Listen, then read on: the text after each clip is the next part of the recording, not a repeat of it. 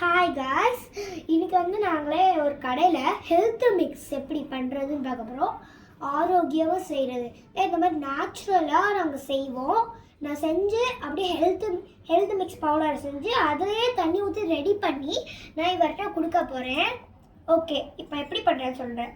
First ஒரு அடுப்பில் low ஃப்ளேமில் வச்சுட்டு ஒரு கிண்ணத்தை வச்சுக்கோங்க. அடுத்து கேஷ்யூ, பாதாம், பிஸ்தா மூணையும் நிறைய எடுத்து போட்டுக்கோங்க. உங்களுக்கு எவ்வளோ வேணுமோ, நீங்கள் எவ்வளோ பவுட்ரு வேணுமோ அவ்வளோ பவுட்ரு போட்டுக்கோங்க. எவ்வளோ பவுட்ரு உங்களுக்கு தேவைப்படுதோ அவ்வளோ அளவுக்கு போட்டுக்கோங்க. அடுத்து நான் நல்லா கிண்டி விட்டுக்கிறேன்.